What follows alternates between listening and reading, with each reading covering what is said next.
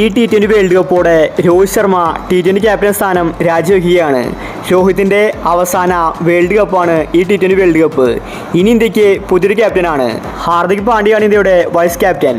എന്നാൽ T20യിൽ ഇനി പാണ്ഡ്യ ക്യാപ്റ്റൻ ആകില്ലെന്ന റിപ്പോർട്ടാണ് വന്നിരിക്കുന്നത്. പുതിയ കോച്ചായിട്ട് ഗൗതം ഗംഭീർ ചുമതല ഏൽക്കുകയാണ്. ഇന്ത്യൻ ടീമിൽ മൊത്തത്തിലൊരു അടിമുടി മാറ്റം വരാൻ പോവുകയാണ്. ഗംഭീർ കോച്ചായതുകൊണ്ട് കോളടിച്ചിരിക്കുന്നത് സഞ്ജുവിനാണ്. സഞ്ജുവിന് മാത്രമല്ല ശ്രേയസ് അയ്യർക്കും. ഇതിനെ പറ്റിയാണ് നമ്മൾ ഇന്നത്തെ വീഡിയോയിൽ നോക്കുന്നത്. ഇത്തരം ക്രിക്കറ്റ് ന്യൂസിന് വേണ്ടി ഈ ചാനൽ മറക്കാതെ സബ്സ്ക്രൈബ് ചെയ്യൂ.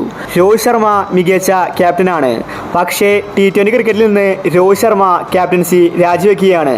ഈ T20 വേൾഡ് കപ്പാണ് BCCI രോഹിത് ശർമ്മയ്ക്ക് കൊടുത്ത അവസാനത്തെ വേൾഡ് കപ്പ്.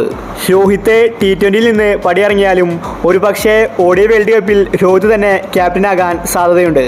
അടുത്ത മാസം സിംബാബ്വെക്കെതിരെയാണ് ഇന്ത്യയുടെ പുതിയ സീരീസ്. ഈ ഒരു സീരീസിൽ ഇന്ത്യയുടെ പുതിയ T20 ക്യാപ്റ്റനെ പ്രഖ്യാപിക്കുമെന്നാണ് റിപ്പോർട്ട്. ഗംഭീർ കോച്ചാകുമ്പോൾ 2 താരങ്ങൾക്കാണ് ഇപ്പോൾ പരിഗണനയുള്ളത്. ആദ്യം ഹാർദിക് പാണ്ഡ്യയെ ക്യാപ്റ്റനാക്കുമെന്ന റിപ്പോർട്ടാണ് വന്നിട്ടുണ്ടായിരുന്നത്. എന്നാൽ മുംബൈക്കെതിരെ പാണ്ഡ്യ ക്യാപ്റ്റനായപ്പോൾ മുംബൈ ടീം തകർന്നടിഞ്ഞു. പാണ്ഡ്യയുടെ ക്യാപ്റ്റൻസിക്ക് നെഗറ്റീവാണ് വന്നിട്ടുണ്ടായിരുന്നത്. അതുകൊണ്ട് 2 താരങ്ങളെ വേറെ പരിഗണിക്കുന്നുണ്ട്. ഒന്ന് കൊൽക്കത്തയുടെ ശ്രേയസ് അയ്യർ, രണ്ടാമത്തേത് രാജസ്ഥാൻ്റെ സഞ്ജു സാംസൺ.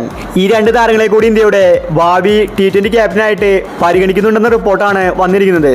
രോഹിത്ത് പടിയിറങ്ങുമ്പോൾ പാണ്ഡ്യ, സഞ്ജു, ശ്രേയസ് ഇവരിൽ ഒരാൾ ഇന്ത്യയുടെ പെർമനന്റ് ക്യാപ്റ്റനായിരിക്കും.